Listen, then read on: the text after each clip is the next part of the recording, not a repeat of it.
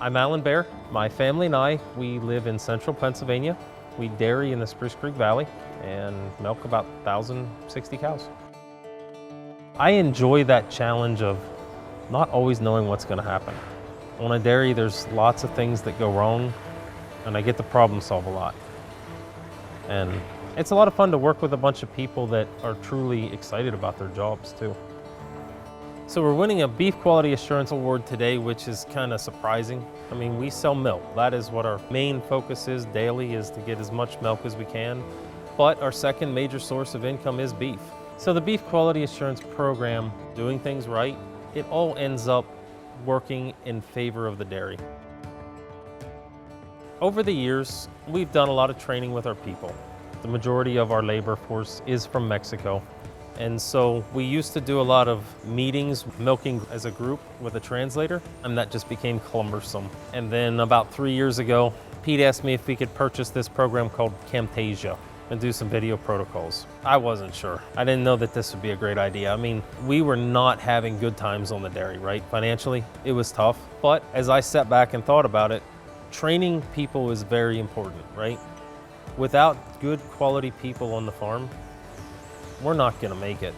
My dad's always kind of influenced me to realize that people in the trenches deserve a lot of credit for what happens in the world. And so every video I make, I say, has three aspects to it. It has the inspirational side, has the educational side, and has a directional, like actually how to do it. And I always say, hands down, the most important part of that is the inspirational side.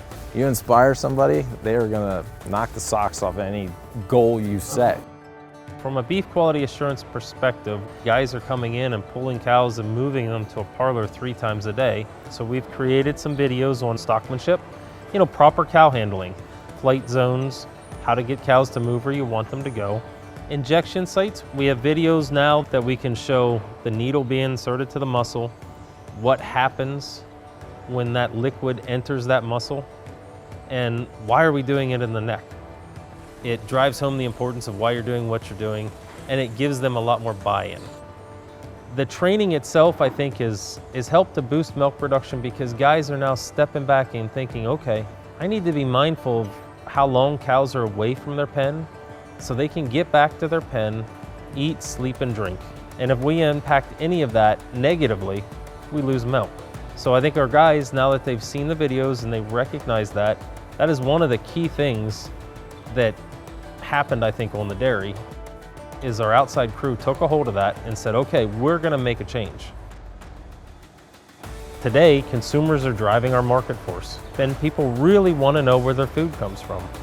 So from a beef quality assurance side, if we can have some standards that we all follow, that should be more reassuring to the general public that, hey, we really do care, and this is why. Communities around here are prospering from the work that we're doing. They're getting clean, healthy milk, they're getting good beef, and just understanding that communities are benefiting, but that these guys are making a living, benefiting their families and everything else, and they're satisfied doing it. I just love that. I mean, it's a great thing to go to bed at the end of the night knowing that you've been a part of that process.